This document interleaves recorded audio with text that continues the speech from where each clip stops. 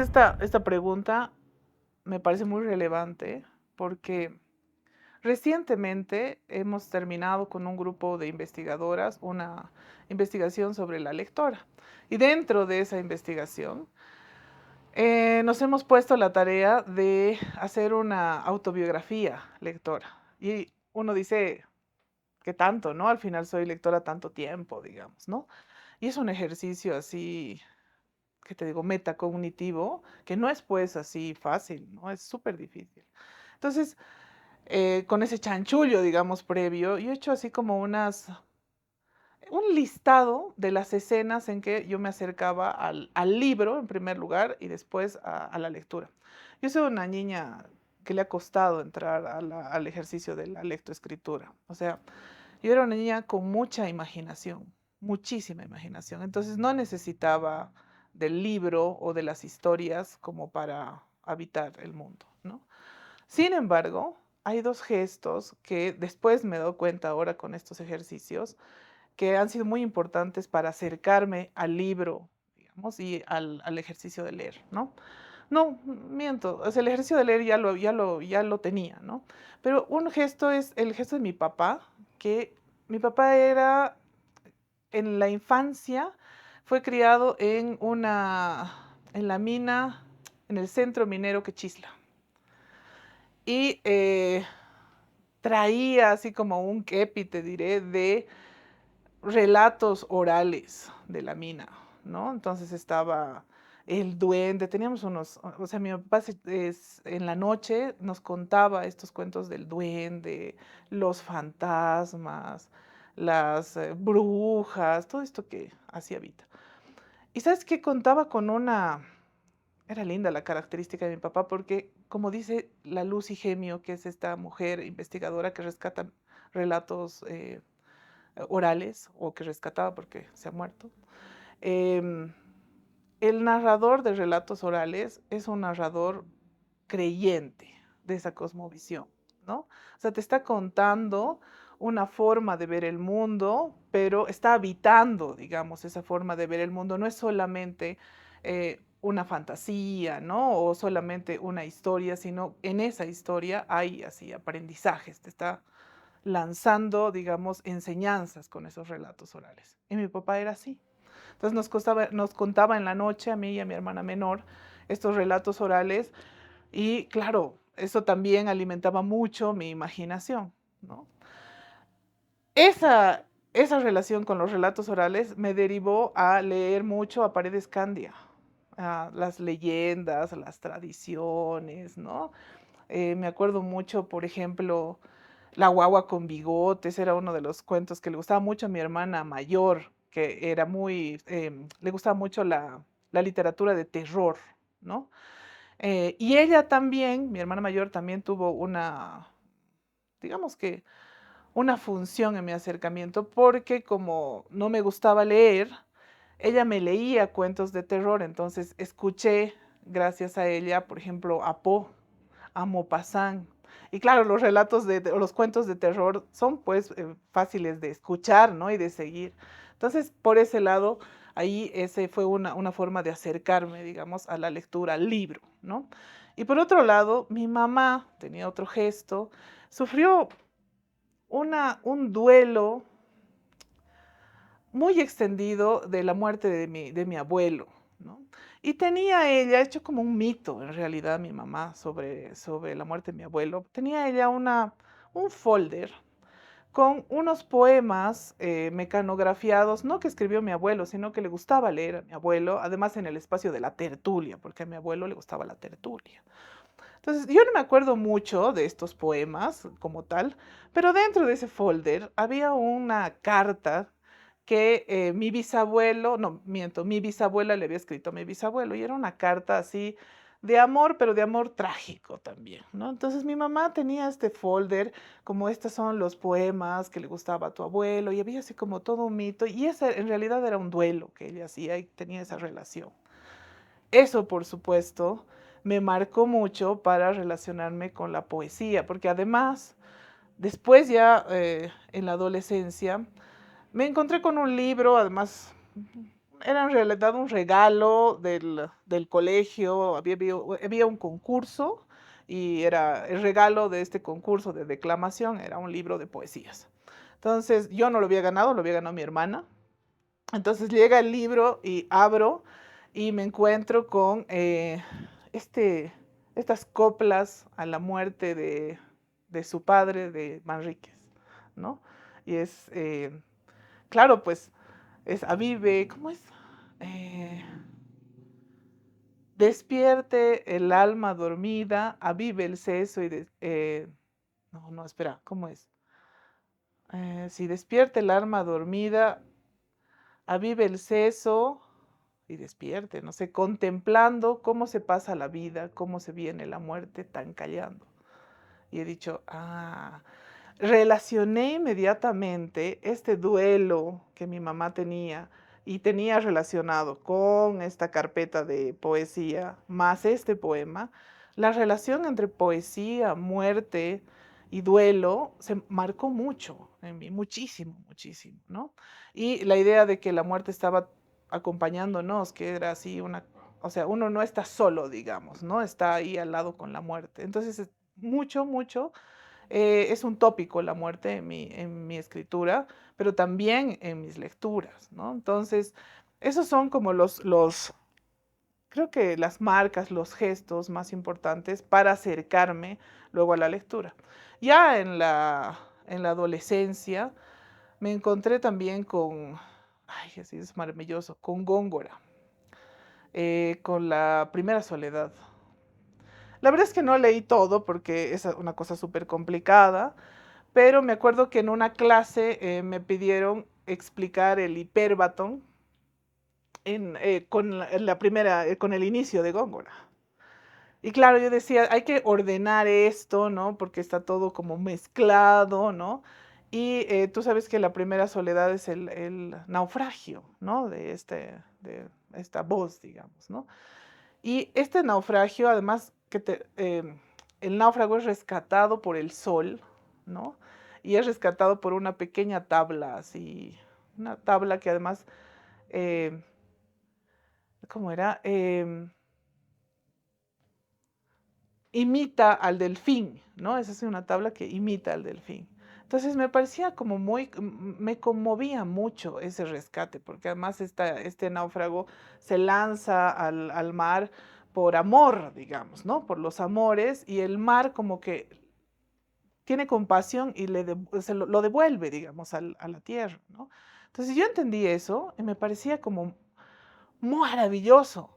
Entonces comencé mucho a estudiar la preceptiva literaria. Yo entré por las figuras retóricas a escribir así literatura, así estos ejercicios. Me gustaba muchísimo, muchísimo, muchísimo. Hasta ahora, o sea, es un ejercicio que hago, digamos, ¿no? Y el hiperbatón, que es el desorden, yo soy muy desordenada para escribir, para hablar, es decir, esto de fusionar, digamos, versos o cambiarles el orden, es algo que me atrae mucho, ¿no? Por eso es que, por ejemplo, me gusta mucho la edición, porque es como, está la primera, no sé, el primer enunciado, pero lo puedes decir de otra manera, ayudar a que esto se entienda o más bien sea más rebuscado, digamos, ¿no? O cambie absolutamente de sentido con las mismas palabras, ¿no?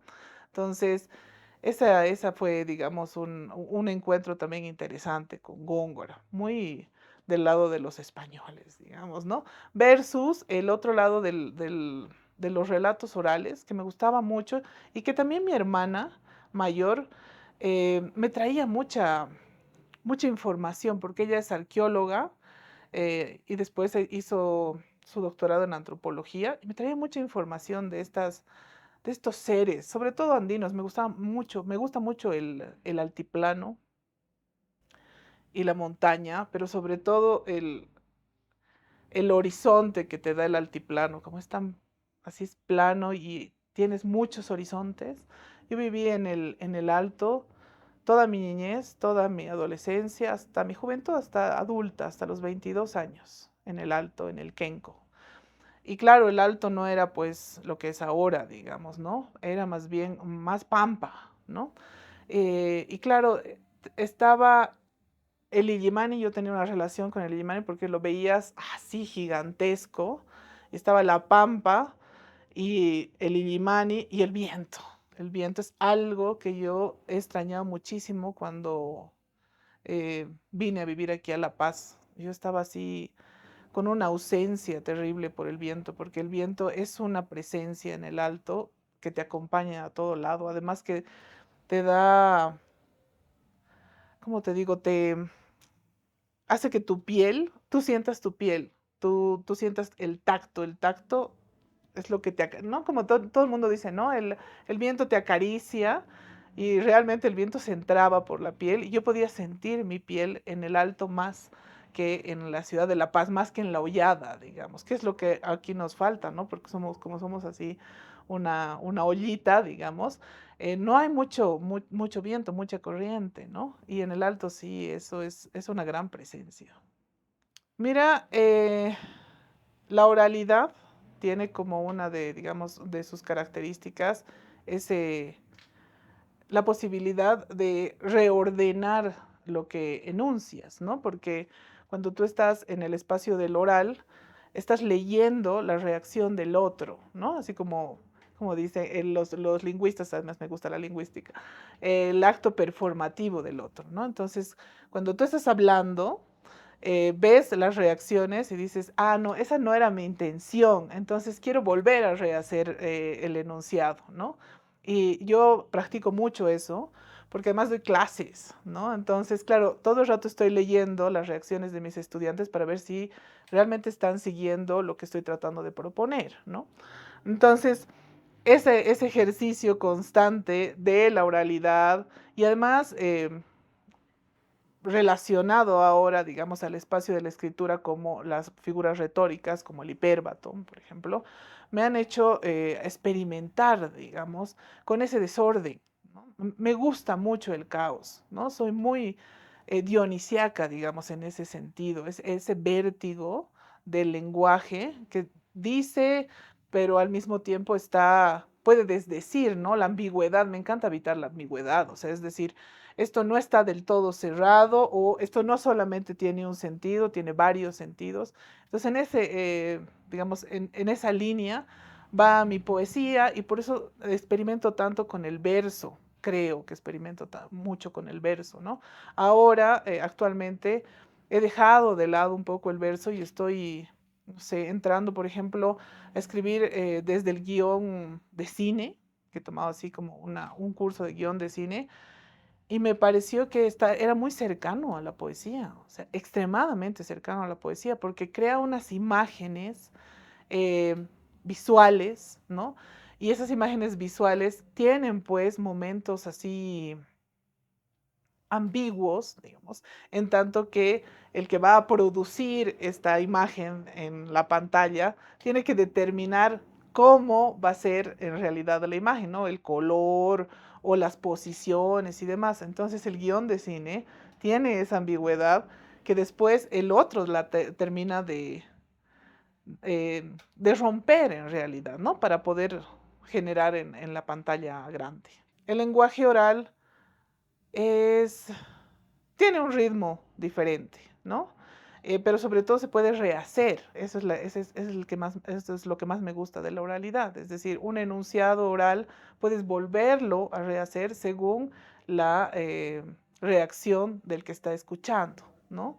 Y ese rehacer, ese ejercicio de rehacer me ayuda mucho en la poesía. Ahora, claro, cuando uno escucha, yo rescato mucho algunas palabras, por ejemplo, de lo que podríamos denominar el español aymarizado, ¿no? Eh, como lo hacía Blanca Vitíucter un poco. De hecho, es una de las poetas que yo he leído ya en mi juventud, en mi formación académica y que me ha llamado muchísimo la atención, ¿no? Que tiene que ver con elegir una ética del lenguaje, ¿no? ¿Cómo me voy a expresar, ¿no? Voy a rescatar estas formas, digamos, aymarizadas que se han traducido, ¿no? Al español y que ahora son parte de nuestro cotidiano, ¿no? Entonces, yo rescato mucho eso, me gusta mucho esa forma de ver la oralidad y de meterla dentro del poema. Por ejemplo, yo veo esto sí, en Blanca Betjugter, ella misma ha determinado, digamos, escribir desde, sí, desde, es que son rasgos, en realidad son ritmos que uno copia, no que copia, pero que están dentro de nuestra forma de hablar cotidiana y que salen en el poema y se convierten, digamos, en un rasgo estético del poema, ¿no? Pero son parte de nuestro cotidiano, ¿no? Entonces, en ese sentido, no sé si hay como una apropiación, diríamos, sino más bien es este territorio tiene una manera particular de hablar el castellano y esa particularidad es absolutamente rica para poder crear mundos en el espacio de lo literario, ¿no? Entonces, eh, creo que todos caemos de alguna u otra manera en rescatar ese ritmo, digamos, ¿no? No solamente de lo aymara, me imagino que por el otro lado también, digamos, hay otros tipos de ritmos que se pueden rescatar, pero yo lo hago consciente, digamos, de que ese ritmo me lleva a me da un territorio, ¿no? Por ejemplo, yo en mi primer poemario he escrito mucho desde la mitología griega. Pero este mito griego lo he atravesado sí, no solamente el territorio de los Andes o las imágenes de los Andes, está mucho el altiplano, por ejemplo, mucho el altiplano. Están los ojos de agua del altiplano, está la papa, ¿no? Entonces, las flores de la papa, están las retamas, es decir, hay como mucha naturaleza, digamos, de ese territorio, pero al mismo tiempo se escucha un ritmo de ese castellano aymarizado, ¿no? Yo no hablo aymara, pero he estado muy cerca de lo que podría ser, mi niñez he vivido en una casi comunidad, ¿no? El Kenco es una comunidad, o era una comunidad, es un barrio del Alto, pero era una comunidad. Entonces escuchaba mucho esa forma, ese ritmo que se ha adentrado, digamos, en mi forma de escribir, ¿no? Sí, es una melodía que no me deja, siempre me acompaña. Linda la historia de Crisálida porque es parte de mi formación. Hay en la carrera, bueno, había en la carrera de literatura toda una línea de escritura creativa. Y dentro de esta línea estaba el curso de Rubén Vargas, que era sobre todo escritura de poemas, ¿no? Y ahí Rubén Vargas te pedía, o sea, te daba un montón, un corpus de lecturas, y ahí yo conocí el poema extenso con Mitre, con Alberto y también con Blanca Betjugter, ¿no? Con Ítaca. Ya antes, años antes, yo tenía ya una relación, una alianza con la mitología, porque habíamos estudiado a Ovidio, habíamos estudiado a Platón, que me parece maravilloso. Pues, me puse así a leer muchísimo de Platón, ¿no? Me compré este diccionario de Robert Graves sobre la mitología. Entonces estaba fascinada con este mundo, ¿no? Y ahí me di cuenta que el mito, más allá de ser un relato, digamos, del origen de una comunidad o de un perfil, yo qué sé, de algún algo, el mito encerraba la complejidad del hombre de expresar, digamos, eh, o de argumentar, de explicar de manera primigenia eh, una experiencia que es absolutamente compleja, ¿no? Y que tiene que ver con traducir esa complejidad de la experiencia al lenguaje, ¿no? Y ahí entraba todo un sistema de, por ejemplo, fantástico, ¿no? Y el mito es una especie de argumentación fuera de lo racional, fuera de lo científico, es una argumentación que es inverosímil, ¿no? Entonces, era fascinante, digamos, ese mundo, ¿no? Entonces, claro, cuando llegué a este curso, Rubén nos dijo, tienen que comenzar a proyectar, a construir un poemario. Y yo le dije, no quiero hacer diferentes poemas, quiero hacer un poema extenso, así de largo aliento, digamos. ¿no? Me dice, perfecto, entonces hay que pensar, y claro, como tenía, uno de mis modelos era Blanca Betjugter con Ítaca, entonces yo dije, voy a comenzar a buscar un mito con el que yo me sienta, digamos, en alianza, ¿no? Y elegí Ifis. Ifis. Entonces, Ifis además es el mito de esta mujer eh, oprimida por el espacio familiar porque nació mujer, ¿no? Y el padre en realidad quería un hijo. Entonces la madre la, no sé, la oculta, ¿no? La disfraza de hombre y pide a los dioses que la convierta en hombre para que se pueda casar con el X persona, ¿no? Entonces, esta, este mito me parecía tan, no sé, todo Ovidio en realidad eso tiene mucha violencia hacia la mujer, es de mucha opresión hacia la mujer y además desde los dioses, ¿no? Entonces Ifis me parecía que tenía no solamente esa opresión desde los dioses, sino desde el espacio más cercano, ¿no? Desde su familia. Entonces comencé a ver si Ifis podría estar aquí en los Andes, digamos, ¿no? Aquí en este lugar. Entonces comencé a darle un territorio muy andino a Ifis. Ese territorio andino en realidad era era el momento en que yo estaba resignificando el mito, ¿no? Terminé el poema, además Rubén Vargas nos hizo o sea, nos hizo como publicar este poema así muy artesanal, ¿no? Entonces estaba yo muy feliz, muy contenta. Y cuando llegué, al finalizar de mi carrera, había la oportunidad de tener una tesis creativa. Entonces dije, voy a recuperar este poema, además que lo había disfrutado, y voy a hacer un proyecto mucho más grande. Entonces ahí ya elegí a Semele, y después está Dafne, y después estaban estos tres mitos de la literatura griega, ¿no? De la mitología griega, versus dos mitos o que me parecían que tenían esa proyección mítica.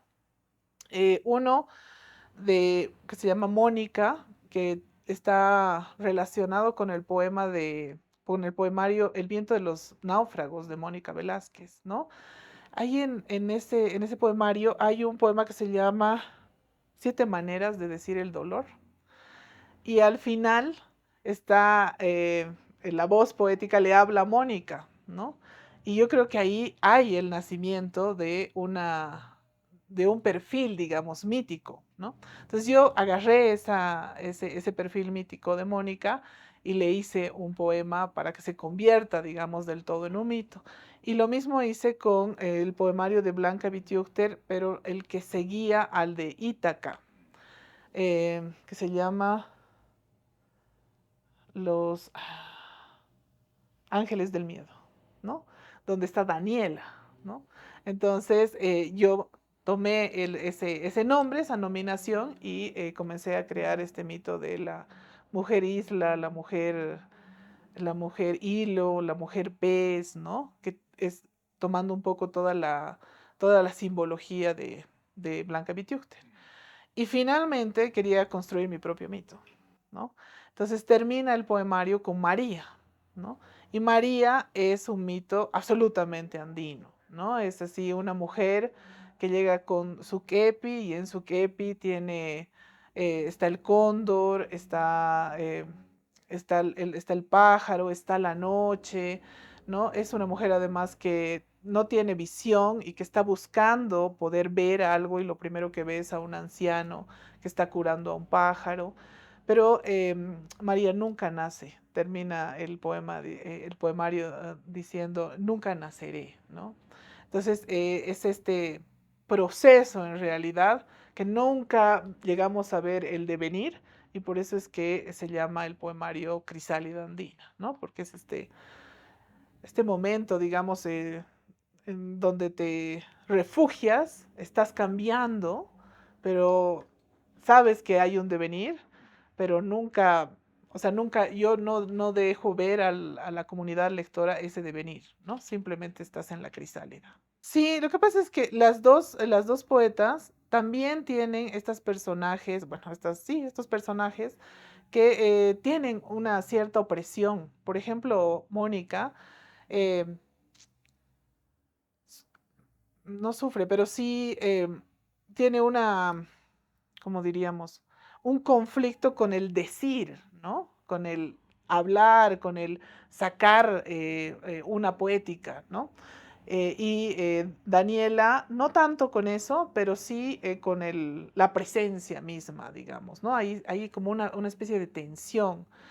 Y esa opresión está en tanto en la mitología griega como en estos dos poemarios, o yo leo, ¿no? En estos dos poemarios, esa opresión o esa tensión que de alguna manera a las personajes, digamos, las conflictúa, ¿no? Las pone como, las violenta, digamos, ¿no?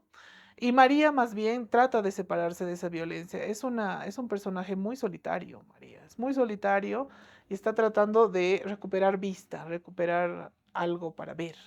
Ah, sí, que es claro. Lo que pasa es que esa es mi tesis de licenciatura. Estaba, tenía que estar acompañado un poemario, digamos una obra literaria con un ensayo. Y claro, yo leo en ese ensayo a Blanca Bitiúcter con Ítaca, ¿no? Y claro, y ahí me doy cuenta, porque Ítaca comienza diciendo, hoy Penélope me estoy en tu nombre, ¿no? Me estoy, ¿no? Eso es, por ejemplo, muy del castellano almarizado, ¿no? Aquí cito me estoy, ¿no? Entonces, este estar en el nombre mítico no es solamente asentarte y, por ejemplo, en el caso de Penélope, esperar, que es un poco la acción eh, que se le atribuye a Penélope. Penélope tiene que estar esperando a Ulises, ¿no?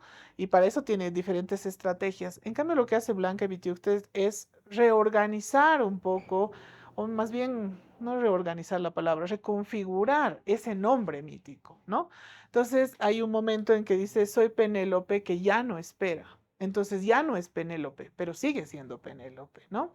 Entonces, es como que ese nombre que tiene una carga narrativa, se libera de toda esa carga narrativa y comienza a ser, ¿no? Entonces hay un reconocimiento del cuerpo, hay un reconocimiento de la voz, hay un reconocimiento del tiempo, ¿no? Salta a otro tiempo, ya no es ese tiempo mítico.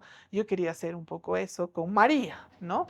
Porque los demás, los 5 poemas anteriores, se quedan en ese tiempo mítico, ¿no? Están como todavía atrapadas o las tengo todavía atrapadas en ese tiempo mítico, tratando de salir, ¿sí? Pero no llegan a salir y en cambio María sí quería que salga, ¿no? Y por eso tiene estas imágenes muy visuales, tratando de buscar, porque hay un momento en el poema que dice, con los ojos sombrosos, ¿no? Con las cuencas sin mirada en realidad. Y luego lo primero que mira es un anciano que está llevando un pájaro, ¿no? Que está curando en realidad a un pájaro, que es ella misma en realidad. Warmi es un poema de 3 voces. eh, es un poema extenso, pero es un poema que nace de la lectura. Se llama, es un texto antropológico en realidad, que se llama La esposa del pescador muerto, de José Tejeiros. Me llegó igual, mi hermana me pasa. Y ahí me doy cuenta que alrededor del lago Titicaca, que además yo tengo una relación, una alianza con el lago Titicaca, yo soy una persona que va a peregrinar por esos lados, ¿ya? Entonces, cuando voy a peregrinar, por supuesto, o sea, veo el lago desde diferentes lugares y tengo una relación el lago y el sol y el amanecer y el atardecer y demás. Y ahí me doy cuenta que ese peregrinaje también lo hacen las mujeres que pierden a sus esposos que son pescadores en el lago. Entonces, cuando pierdes bueno, a tu esposo, tienes que ir hasta Copacabana, a la radio de Copacabana y decir, el lago se ha llevado a mi esposo porque sigue siendo tuyo, digamos, esa persona. pero va a salir, me lo va a devolver. Entonces, vas alrededor de las comunidades y estás buscando en realidad a tu muerto o diciendo que va a salir. Y cuando sale, el lago te está devolviendo a tu amado, digamos, ¿no? Entonces, me pareció genial porque además yo genero, digamos, esa peregrinación. Me encanta caminar por esos lados. Y lo que es en realidad este poema es un poema de duelo que termina en un reencuentro de Warmi consigo misma, ¿no? Así en realidad otra vez una especie de liberación de esa carga de ese muerto que además está hablando, que se está despidiendo y ella no sabe mucho cómo dejar, digamos, ese tránsito para ser ella, digamos, sola. Y lo logra, en este caso sí lo logra, ¿no? Así termina un poco Warmi, ¿no? Ahora sí puedo levantar, digamos, lo que no podía levantar, ¿no? Entonces es esa voz ya liberada, pero tiene que tener un recorrido. Entonces Warmi es una peregrinación a partir de un vuelo, ¿no? Pero es una peregrinación. Y sí, yo diría que podría leerse como un mito, pero viene desde los relatos orales, de las creencias también, ¿no? De este espacio tan misterioso que es el lago Titicaca. Y un poco hablando, digamos, de mi escritura académica, justamente he estado estudiando para mi tesis de maestría a Franz Tamayo, las dos tragedias líricas de Franz Tamayo, La Prometeida o Las Oceánides, que también está relacionado con el mito, y Escopas, que también está relacionado con el mito de Pigmalión.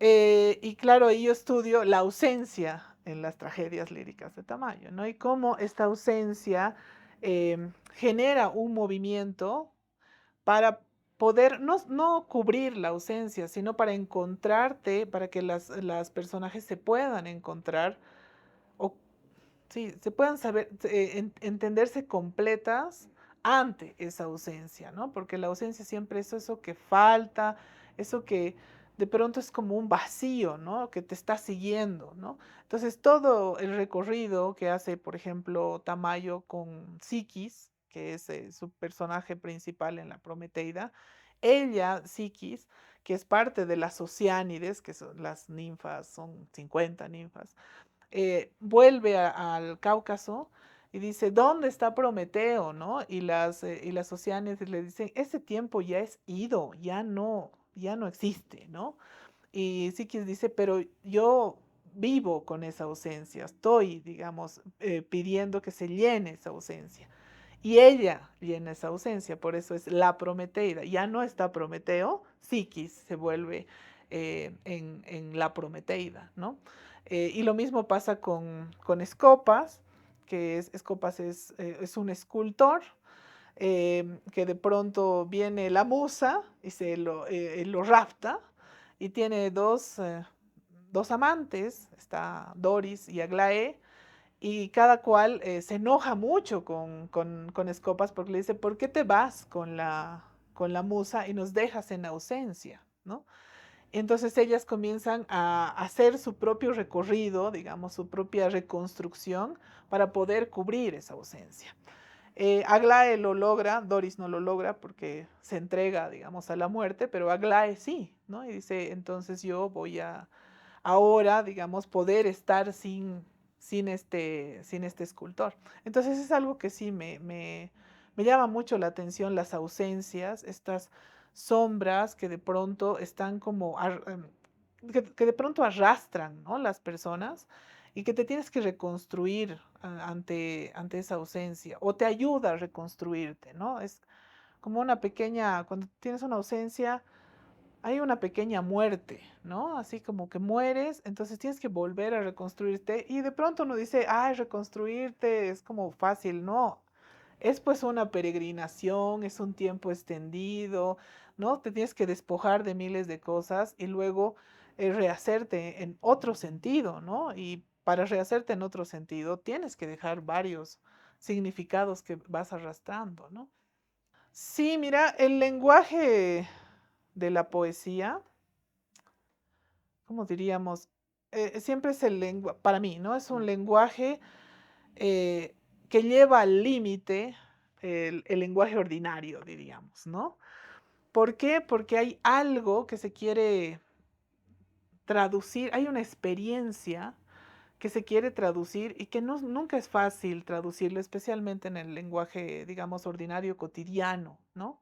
Entonces, para poder traducir eso, tienes que rehacer este, este, este material básico que tienes, pues, ¿no? Que son estas las palabras que utilizas cotidianamente. Entonces, para rehacer esas palabras, hay pues un camino que tienes que pasar, ¿no? Que es así, un poco empaparte de estas palabras para luego quitarles ese sentido cotidiano o digamos unívoco y más bien destrozar esa, esa palabra y rehacerla, ¿no? Que vuelva a sonar de manera diferente o que diga otra cosa, ¿no? O más bien que se quede en la ambigüedad, ¿no?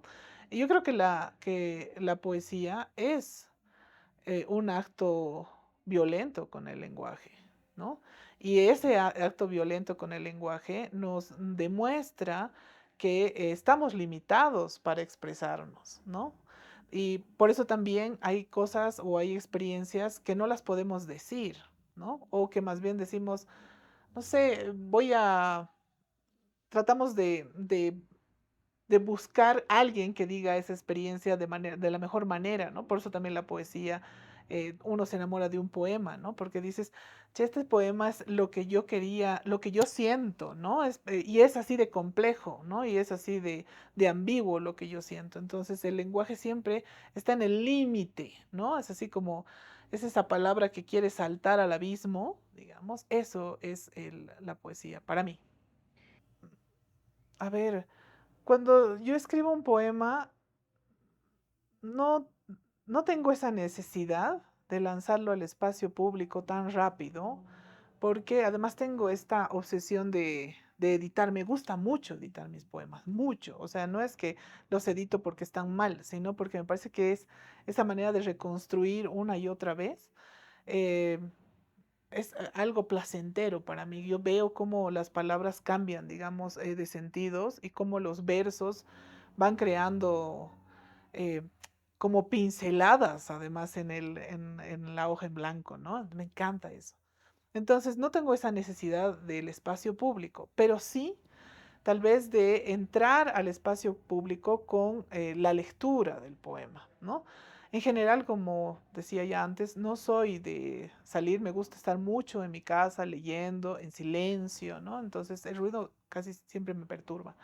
Pero cuando me invitan a leer, nunca rechazo una lectura, nunca, porque puedo salir con mi mundo, con ese mundo que he construido, y veo al leer como algunos accidentes del poema que puedo arreglar sobre todo de ritmo, ¿no?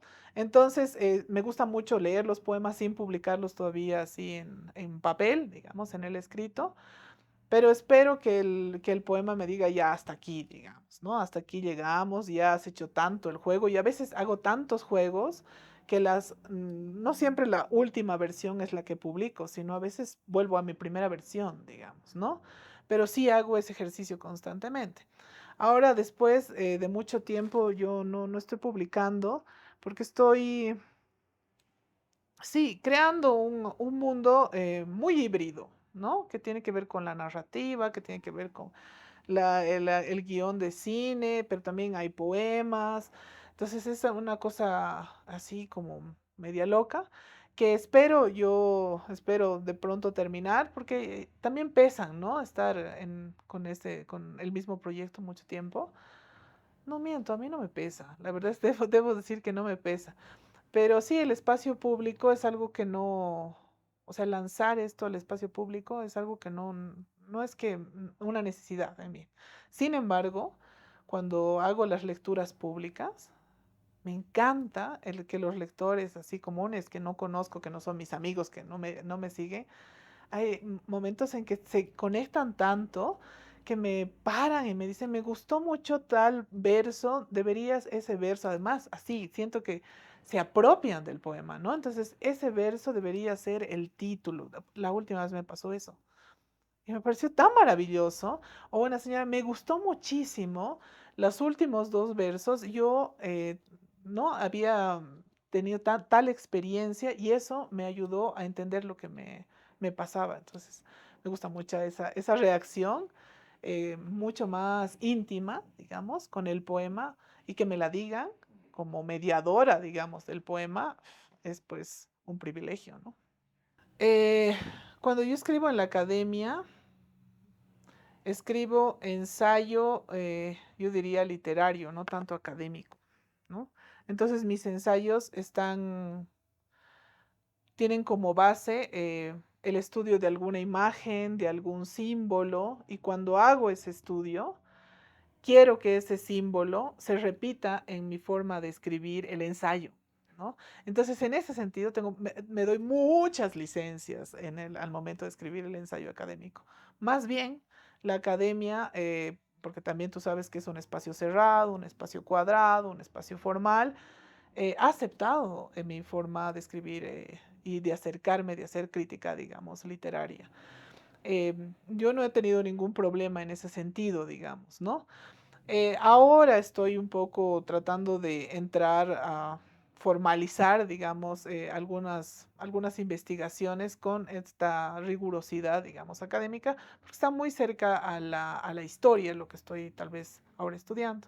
Pero cuando entro a estudiar poesía en el espacio académico, creo, para mí es importante que pueda también generar un ejercicio de escritura al momento de generar un ensayo crítico, digamos, ¿no? Entonces lo disfruto muchísimo, muchísimo, porque es también un ejercicio, no diría poético, pero sí un ejercicio de escritura que me ayuda a entender la función poética de lo que estoy estudiando, ¿no? Entonces, creo que también los que leen mis ensayos académicos pueden entender en mi escritura de qué estoy hablando, qué estoy tratando de desentrañar, digamos, qué símbolo o qué imagen o qué forma poética quiero desentrañar porque la estoy practicando en mi escritura, ¿no? Entonces, en ese sentido, soy muy libre cuando leo poesía. Tal vez en otras ramas, cuando leo narrativa y me pongo un poco más cuadrada, digamos, pero cuando leo poesía, creo que el crítico literario que lee poesía tiene que darse ese gusto, ese placer, ese privilegio, porque cuando uno se acerca, digamos, a la poesía, estás acercándote a un ritmo, a una forma, pero también a una complejidad de lo que se está queriendo, de una experiencia, ¿no? O de un sentido. Entonces, nada es, pues, eh, único, ¿no? Sino es más bien muy ambiguo todo. Entonces, si no habitas esa ambigüedad, estás como acortando el sentido del poema, ¿no? Entonces tienes que más bien regodearte de esa ambigüedad. Y esto también significa, y esto también es posible. Entonces ves los múltiples caminos del poema y dices, eso es lo que tengo que mostrar al otro o para que entre, digamos, a entender este poema o para que entre al mundo del poema, tiene que saber que tiene múltiples posibilidades. Y de esas múltiples posibilidades se puede quedar con una o dos, pero tiene que saber que hay muchos caminos. Eso ha sido un proyecto bueno, ha sido coordinado por Mónica Velázquez, pero ha sido un proyecto que tuvo como tres generaciones de estudiantes, entre egresados, ¿no? Licenciados, etcétera. Pero se trabajó mucho en comunidad, eso me gustaba mucho de la crítica del poeta, es decir, teníamos reuniones donde hablábamos sobre el corpus que estábamos leyendo. En realidad nos hemos enfocado en hitos de la poesía boliviana, ¿no? Comenzamos con Sáenz, después estuvo Cerruto, Blanca Vitúchter, Camargo, Franz Tamayo. Franz Tamayo, por ejemplo, ahí en La crítica y el poeta, yo escribí un ensayo que luego fue la base de mi tesis de maestría, ¿no? Freire, ¿no? Entonces ahí como estas voces, hitos de la poesía, la forma de estudiar, de acercarse, era entre individual y colectiva, porque uno iba con su lectura a decir, por aquí quiero entrar, estos son los poemas que quiero leer, ¿no? O este es el tópico que quiero leer, este es el símbolo, este es, no sé, el tema que quiero investigar. Y claro, estaba el diálogo con los otros, ¿no? Que te decía, yo también estoy viendo tal cosa. Entonces, estas múltiples voces y perspectivas es muy rico para leer la poesía, pues, ¿no? Porque como te decía, el poema tiene varias entradas. Entonces, si escuchas esas varias entradas, por supuesto, tu tema se robustece, ¿no? Entonces, sí, esa fue la experiencia, fue muy linda.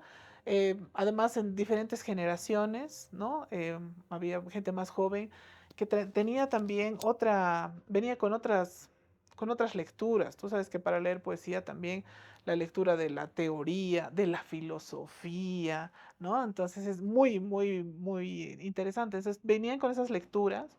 Claro, entonces uno se nutría de esas otras lecturas y podías generar una escritura, digamos, una propuesta más amplia, ¿no? Esa fue la experiencia en realidad de la crítica y el poeta. Bueno, por supuesto, Blanca Bettiuchter, ¿no? Volver a visitarla. Eh, pero me gustó mucho Mitre. Justo leí ya Valberto, por fin, ¿no? Ya como una propuesta. Freire también es uno, un poeta de los míos, de los nuestros, diríamos, porque claro, Freire también explora la mitología escandinava, ¿no?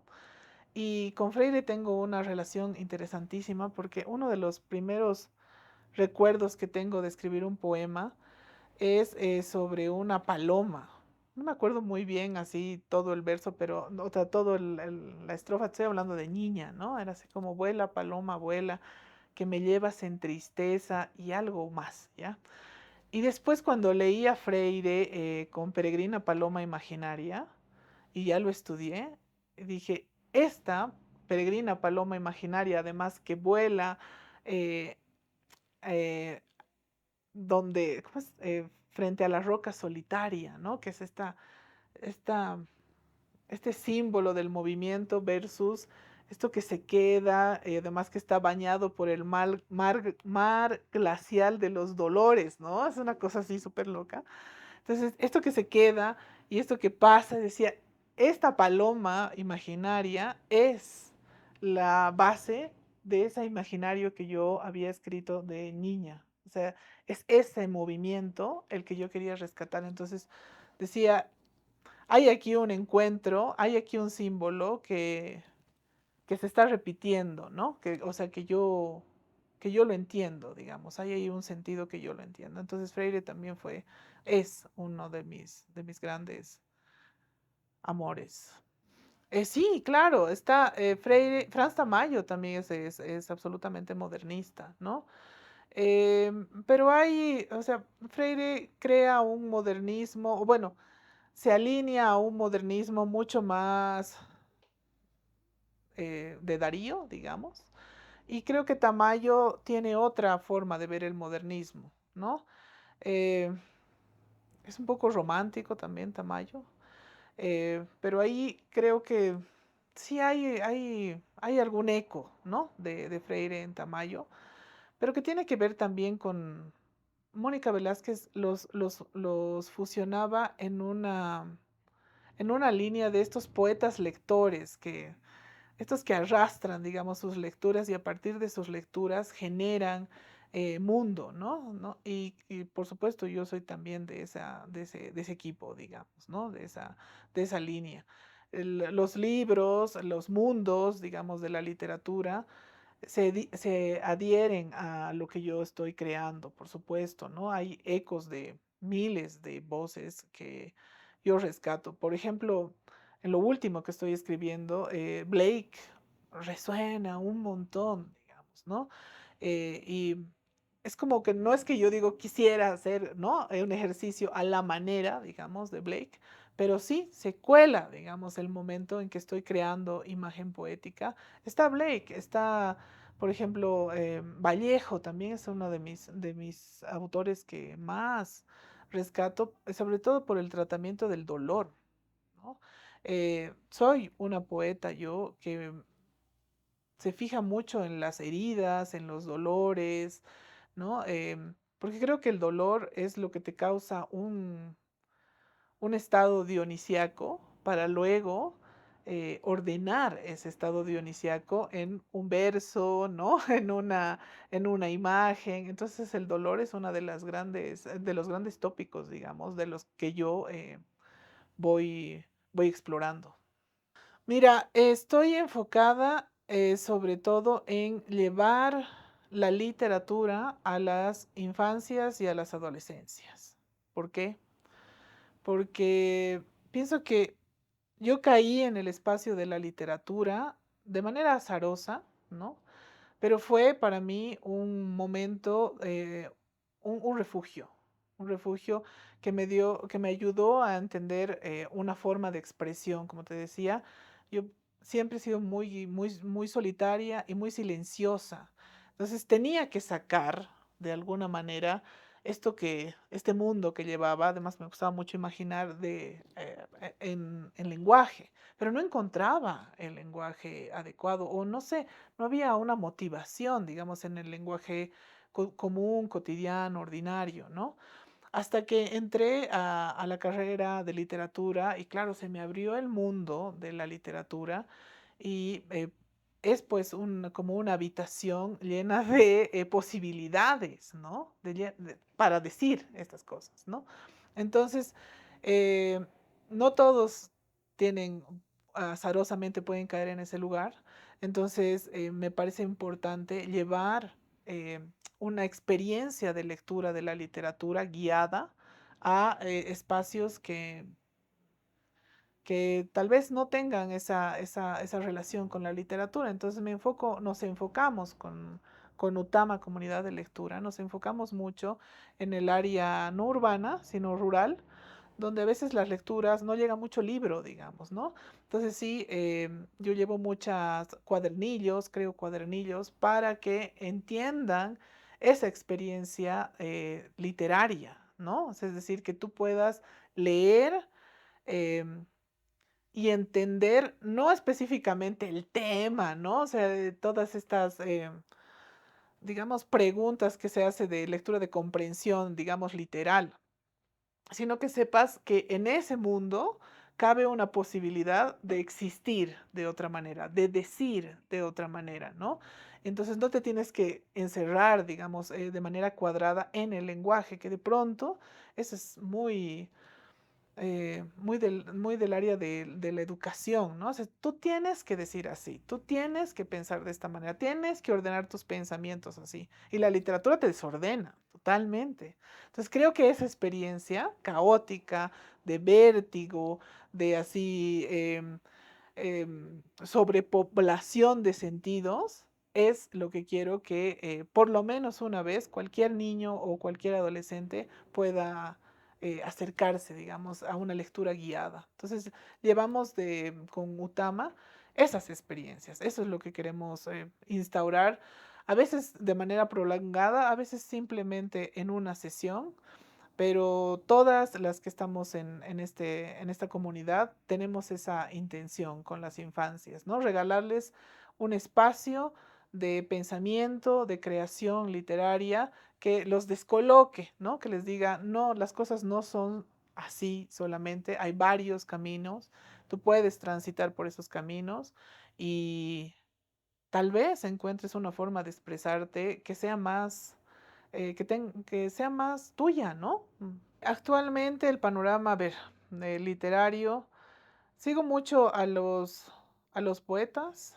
eh, Creo que los poetas están en una exploración un tanto macabra, diría yo, porque claro, hay poetas que se enfocan mucho en emociones, en sensaciones, ¿no?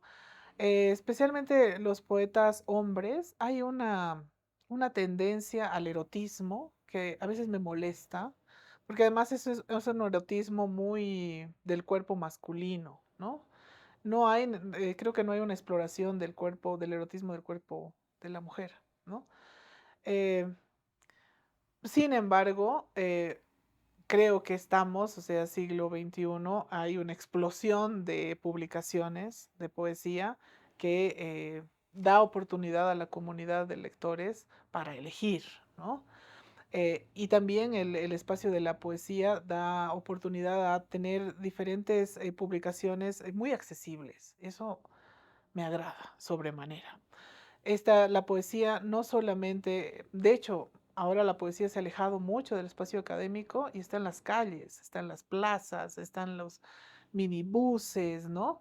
Y esa, digamos, contaminación del lenguaje poético creo que nos va a ayudar o ayuda a la sociedad a entender, a reflexionar sobre el lenguaje y la responsabilidad que conlleva también generar eh, pensamiento a través del lenguaje, ¿no? En cuanto a los narradores, creo que están todavía, no hay un boom ahorita de narradores, de sí, cuentistas, ¿no? Que tiene que ver con, eh, desde Santa Cruz, hay un montón, montón. Sigo mucho yo a Giovanna Ripero, me gusta mucho. Y creo que la narración ahora está tomando mucho, mucho material de la poesía. Y eso es espectacular, ¿no? Entonces, claro, en general la comunidad lectora es consumista de la narración, no tanto de la poesía. Y si esta narración está coqueteando con la poesía, creo que es una alianza para los experimentos poéticos que se puedan llevar a cabo, ¿no? Y te puedo hablar de la narración y de la poesía. Del teatro sé muy poco, la verdad. Pero en tanto la academia, digamos, actualmente, creo que también está dando un viraje y eso está muy bueno. La, ¿Cuál es la función del crítico de la crítica literaria? Hubo un tiempo en que se pensaba que la función era decir esto está bien, esto está mal, un poco, ¿no? Decir qué entra, qué es o no literatura. Ahora se está perdiendo esa mala costumbre y está súper bien, porque en realidad el crítico y la crítica literaria tienen que acompañar la lectura, ¿no? Y ayudar o mostrar a la comunidad lectora cómo pueden entrar o cuáles son los caminos y qué herramientas necesitan para transitar ese camino del lenguaje literario, ¿no? El lenguaje literario más bien es fascinante porque siempre nos va a llevar a la posibilidad de reconfigurar el mundo, reconfigurar las emociones, ¿no? Entonces, más bien, yo siempre celebro que la literatura no esté disminuyendo, o sea, la producción de la literatura no esté disminuyendo, sino más bien amplificándose. Hay que tener cuidado, no todo eh, siempre tiene que salir al espacio público tan rápido. No digo que no salga, sino hay que degustar, hay que tener ese placer, digamos, ¿no? Ese mismo erotismo que se tiene cuando se está hablando como tema, digamos, en la poesía, ese mismo erotismo hay que tener cuando uno escribe, ¿no? Hay que tener paciencia para publicar. Y en ese sentido, los poetas sí son un poco apresurados, ¿no? Se lo lanzan y lanzan y lanzan, y después uno dice, lee y dices, esto podría, así con unas dos ediciones más, ¿no? Así autoediciones, pues sí, podría ser una cosa maravillosa. Entonces veo a veces mucho poema accidentado, ¿no? Que estás leyendo y dices, aquí le faltaba una lectura, le faltaba rehacer, escuchar, ¿no? Ese ejercicio, por ejemplo, de salir y leer y tú mismo te escuchas, es maravilloso. Entonces creo que ahí yo diría que hay que tener muchísimo cuidado. Em, pero me parece muy saludable el panorama de la literatura porque hay una variedad de, de propuestas, ¿no? Literarias. Bolivia es un espacio, es un territorio mm, plural y, y donde la naturaleza cobra un sentido diferente, ¿no? tenemos una relación con la naturaleza, aunque queremos negar esa relación con la naturaleza. Vivimos entre montañas, ahí tenemos selvas, tenemos el salar, el lago, es decir, así como seres que tienen mucha energía y mucho sentido, digamos, en nuestro cotidiano, ¿no? Aunque siempre negamos y queremos hacer la ciudad, digamos, lo cosmopolita, ¿no? Siempre nos quiere agarrar, digamos, por ese lado. Pero estos seres siempre nos hacen recuerdo de algunas prácticas que parecen rituales, ¿no? Que se han adentrado a nuestro ser, a nuestro estar y a nuestro habitar. En ese sentido, yo escucho mucho esa, esa ritualidad, ese sentido sagrado de lo natural o de estas entidades, digamos, naturales, que siempre están gritándonos cosas. Como te decía, por ejemplo, el viento es una entidad en el espacio, digamos, del altiplano que te dice cosas y que te está devolviendo al cuerpo, ¿no? O sea, el frío en el altiplano, o sea, si tú no has sentido el frío del altiplano, eh, te da múltiples sentidos, ¿no? O sea, te devuelve las rodillas, te devuelve, no sé, las articulaciones, todo eso lo sientes. Entonces, ser una escritora boliviana creo que es sentir esas otras voces que te están como llamando, que te están generando otro significado versus este espacio absolutamente, digamos, urbano, o que además se confunde con una modernidad, ¿no? Creo que en realidad la modernidad podría ser una nueva relectura, un nuevo acercamiento a la naturaleza, que es además tan sagrada para nosotros, ¿no? Es decir, tenemos apachetas, nosotros hacemos apachetas hasta en el parque, ¿no? Es decir, tú ves a los niños, a las guaguas, y están formando apachetas y ritualidades que yo creo que son parte de su esencia, ¿no? Entonces, eso para mí es ser así una escritora boliviana que escuche esos sentidos que siguen vigentes y que son remotos, pero que siguen vigentes.